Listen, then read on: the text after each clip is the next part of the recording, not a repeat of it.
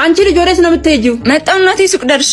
የማያውቁት ሀገር አይናፍቅም።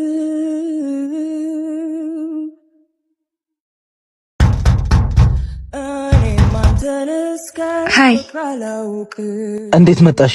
እናትሽ እንዴት ለቀቀች? ደህና ነሽ? ቆየሽ እንዴ ከመጣሽ?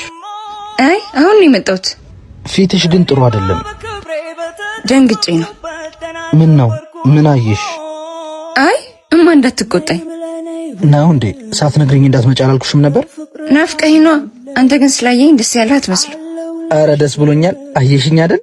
በቃ ቶሎ ትወደኛለህ ግን በጣም ደሞ እኔ ብቻ መጣራለህን ስም አገኘሁልህ እኮ።